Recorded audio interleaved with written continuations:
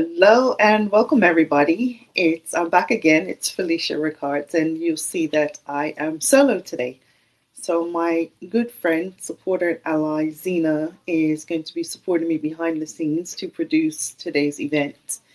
And longer term, we'll be looking to expand the reach of my weekly Wednesday conversation. So my workplace Wednesday, we'll be looking to expand that reach and include some key conversations with some guests. So look forward to that. We're currently planning throughout the rest of the year and the upcoming months what the schedule is going to look like.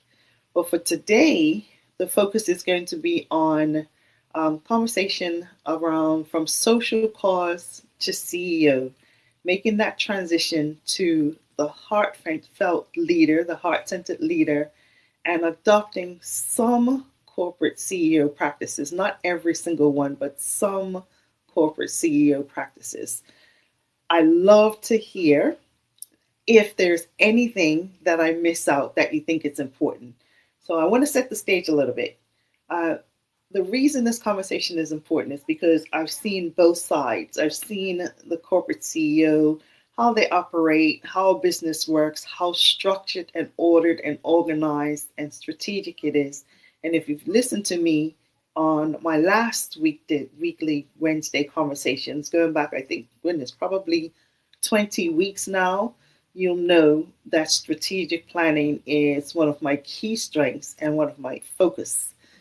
Now, if you are on the social impact leadership side of your organization, your business, even if you're just starting up or if that is something that you're a founder of, it's a little different because usually you started out, you have a passion or a cause, or you have an idea that you think is amazing, or you've joined a social impact organization because you want to have a positive effect on the world. So what do I mean by social impact organization?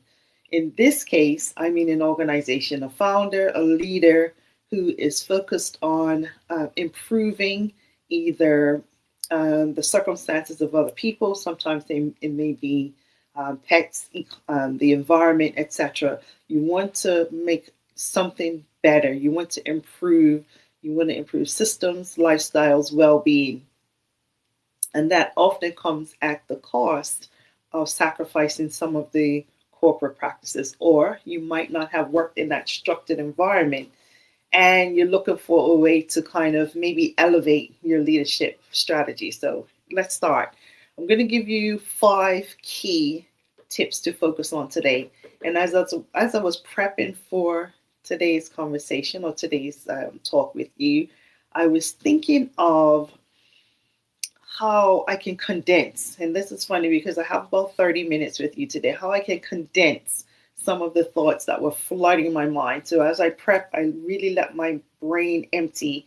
I usually use kind of a notepad and just, write down everything I think, or I use my phone and just put my notes together. And then I have to condense them. So this one was really difficult to condense. So I'm hoping that you'll throw some comments about some of the things that you've tried. So let me jump into it. So leading from the heart to leading with strategy. And I'm not saying don't lead from the heart all the time, but just to have a bit more of a blend. And here's one of the key reasons. When you're speaking to donors or funders or stakeholders, they want to see some structure behind how you operate. And that's really important. They want to see structure because structure tells them that you can survive and thrive over the long term. So more than 5 years, they want to have an idea that you're going to outlast either the funding that they're willing to provide for you, or you're going to create an impact in the community that you serve for longer than 2 years.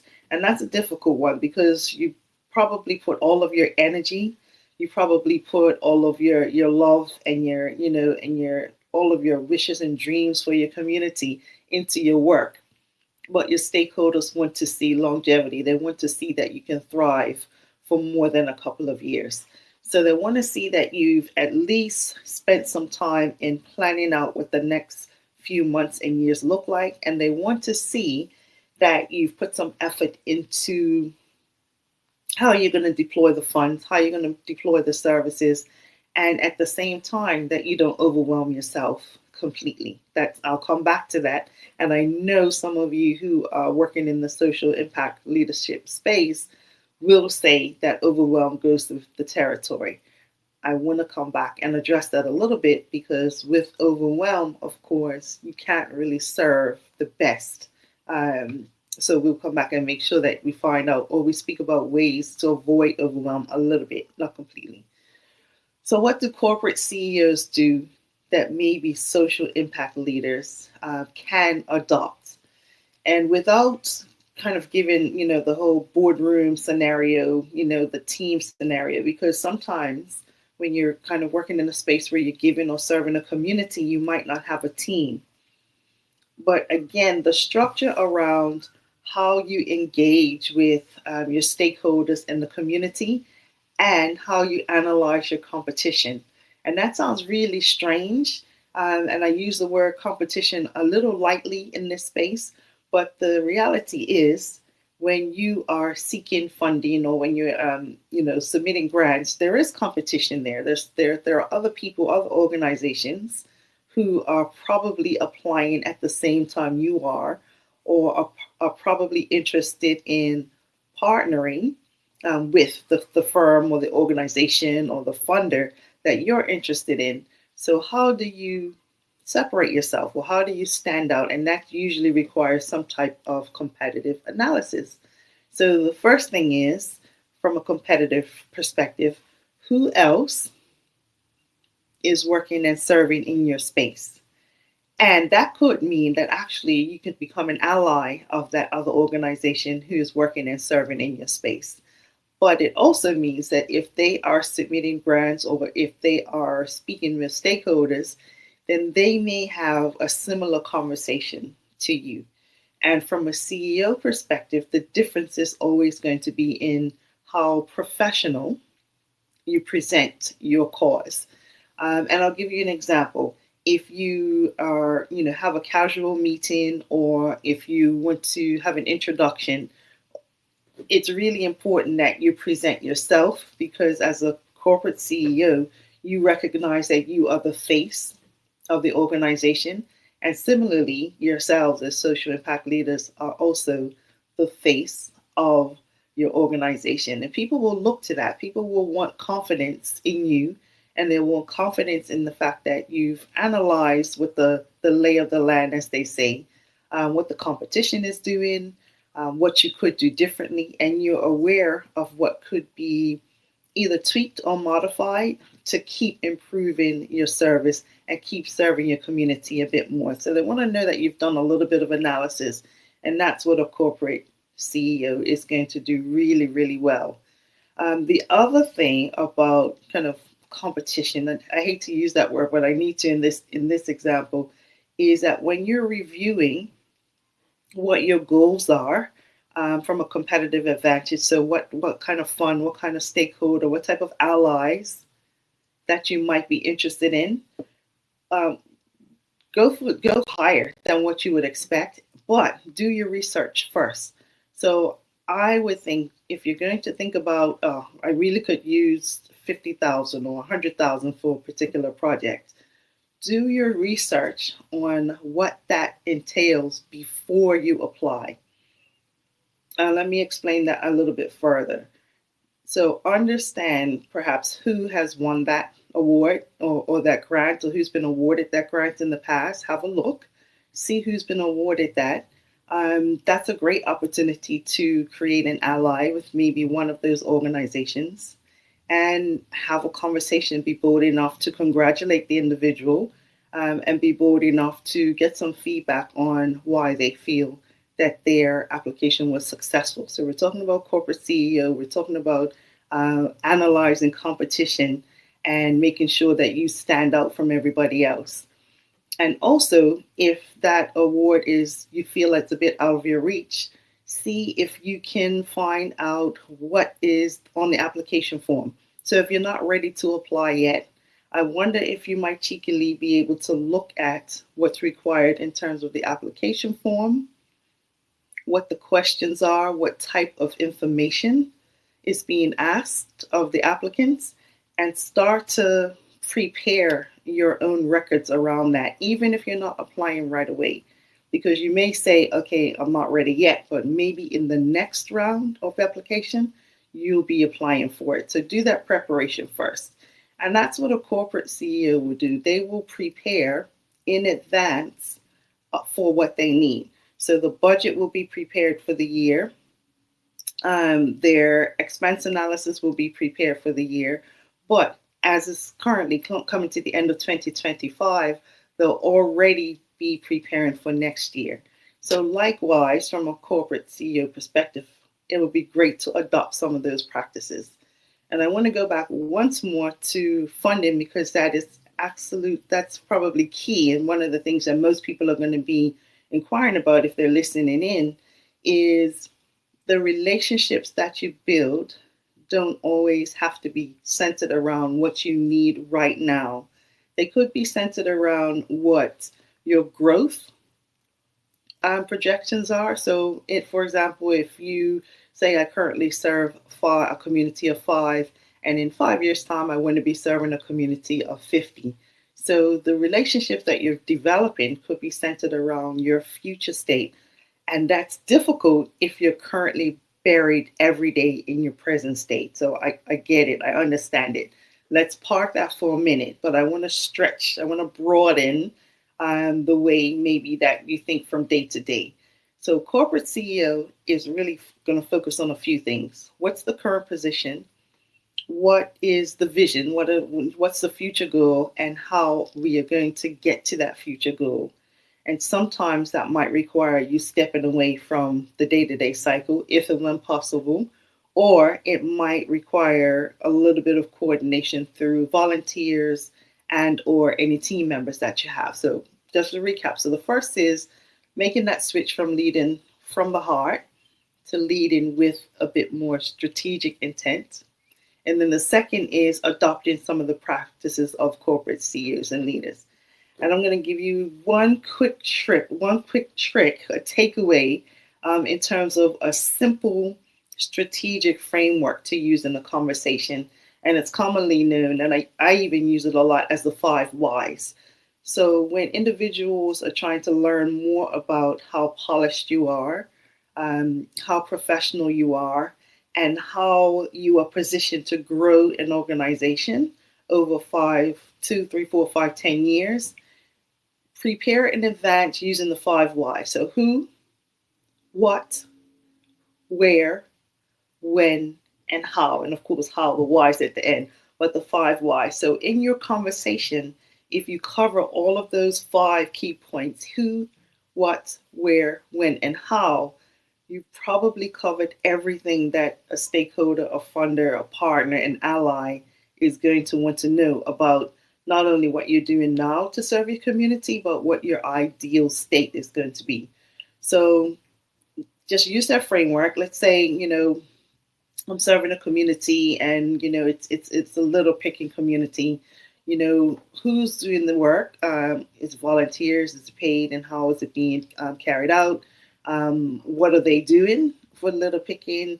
When, where? And then that gives a framework. When you speak in that framework, it gives somebody an idea that you've kind of rounded out what your strategy is. So that covers a little bit about adopting corporate leadership practices. Very, very brief, obviously, in this short timeline. So engaging stakeholders is the next one when you don't need something immediately, which is tricky, of course, because you always need something and there's always something that you could use currently. But I would like for us to focus on engaging stakeholders when you don't need something right away. And why that's important, 2 reasons why that's important is, one, is because we're all being bombarded with questions and messages and wants and asks. We're being bombarded on social media. People are being bombarded by email. People are being bombarded, even at social events. So you want to be able to grow a relationship first as much as possible before you have an ask. And that's important because people will get a feel for your commitment, kind of your long-term relationship, and the fact that you understand how to develop a relationship. They grow confidence in you as well, and they begin to see not only the work that you do, but also how you manage your organization as a social impact leader. It's very difficult in a world where everybody's being bombarded through their mobile device, through emails, in public, but all kinds of ways, through the mail even. It's difficult to stand out when everybody is asking for something.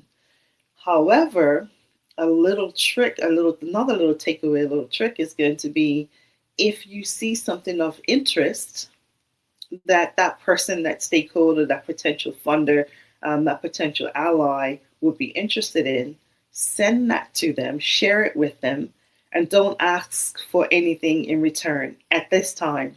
And that's relationship building. So when you're sharing information, or even if you're sharing a highlight about your program, here's a quick 2-minute video about a program that we delivered this weekend. So you're sharing information, you're creating a relationship, and that relationship, it solidifies a bond better than just here's a letter. I'm reaching out to you because you might be able to help me. That will come, but I will encourage you, and this is something that's done in corporate circles. That's why they have marketing teams. That's why you see kind of adverts, you see leaflets, you see mailing. Those are different ways to build relationships. You're not necessarily asking for anything right away, but that will come in time. So engaging stakeholders when you're not asking for anything right away is critical. Your relationship building, your confidence building as well. And again, it's difficult for people to analyze on the spot how you're going to make use of the funds. Are you going to live up to the expectations that they may have of you? So the relationship is going to be absolutely critical. Avoid unintentionally turning away key donors and stakeholders, and that one's a little bit tricky. So give me a little bit of leeway on this one, just to stretch, broaden the way we think about this. When we're speaking with people, or we're having conversations, when we are presenting ourselves, for example, try to keep to what is really important, like 1 or 2 key items. And again, this helps to fight overwhelm. When they leave the conversation, if they speak to the next, you want them to have no more than 3 key points that they can reflect and remember that you shared with them. And if you're at an event, let's say at a networking event, and there are 50 people or 100 people, it's very easy to have lots of conversations, and then by the end of the evening to start to kind of blur. You remember faces, but you want to be able to be the memorable one. And I know that we're all special and amazing, but to be that memorable one, just pick 2 or 3 key messages, and you probably will repeat them to multiple people. But then you want those to have the most striking impact throughout the evening as you have conversations and when you're connecting with people. And that way you're not straying into conversations of a nature that might kind of make people second guess you. Anything personal, political, anything where people might have an opposing view, that can usually be a dangerous territory for unintentionally turning away people, because you don't know upfront usually how people will react. So if you're having a conversation about your organization, the value that you provide, and 2 or 3 amazing success stories, just keep those in your back pocket and keep them on repeat, and maybe rotate them. If you have multiple success stories, just maybe rotate them every once in a while. And that way, if you can get those out, you have that relationship building again, where people are really engaging in the conversation around the work that you do and around the impact that you have. Your relationship building, you're setting the stage for future conversation.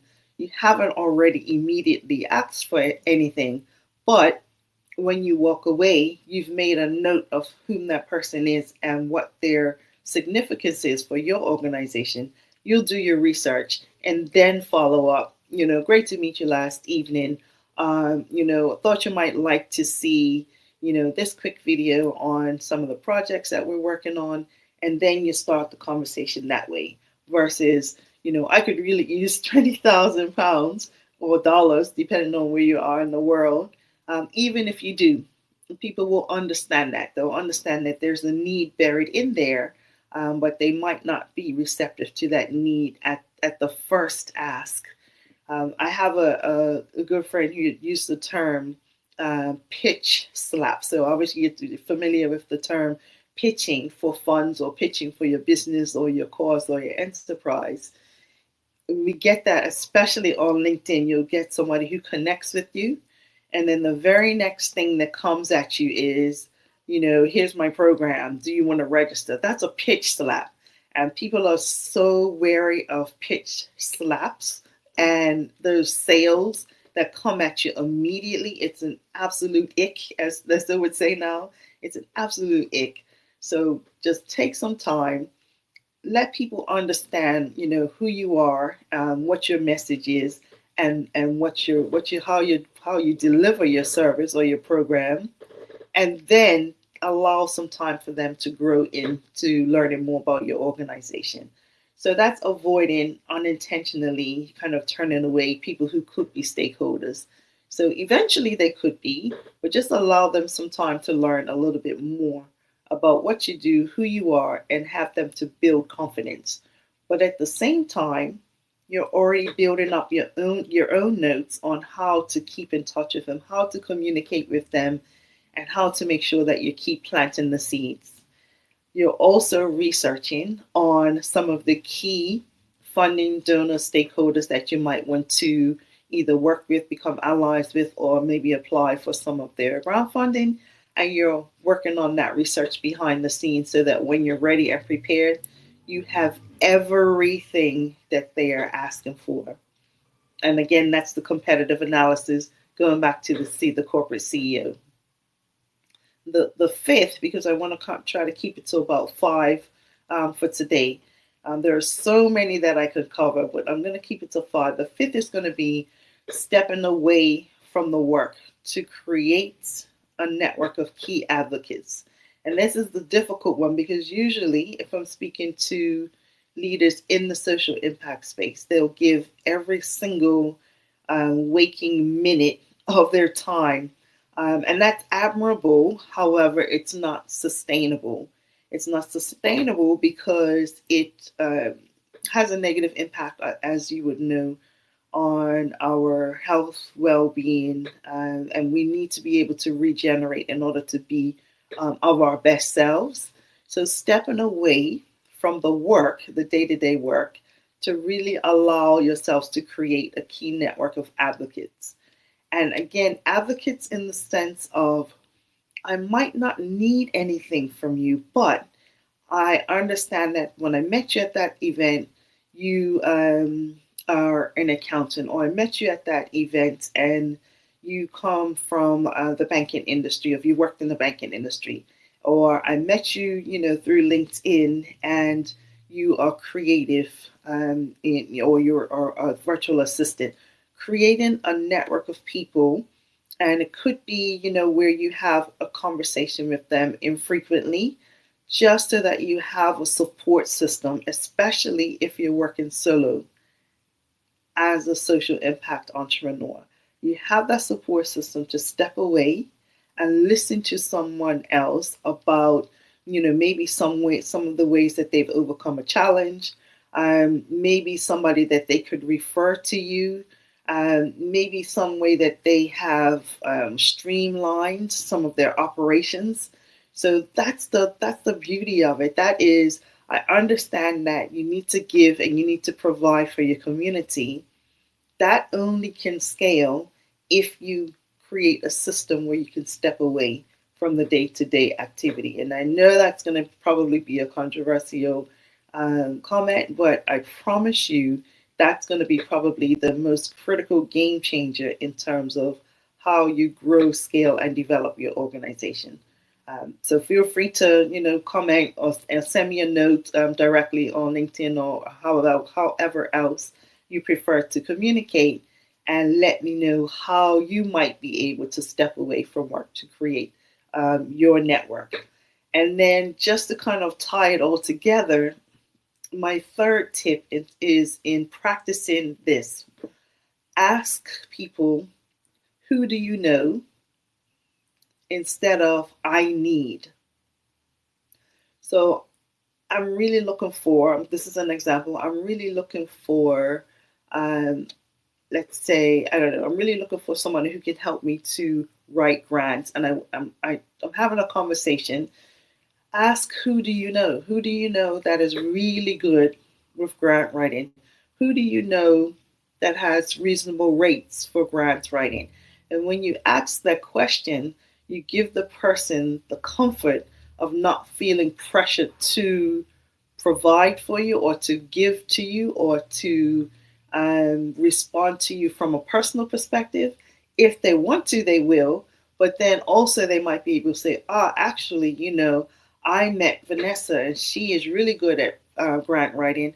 I'm not sure what her rates are, but I'm sure she'll be able to let you know. And then, of course, you ask Vanessa if it's okay to connect.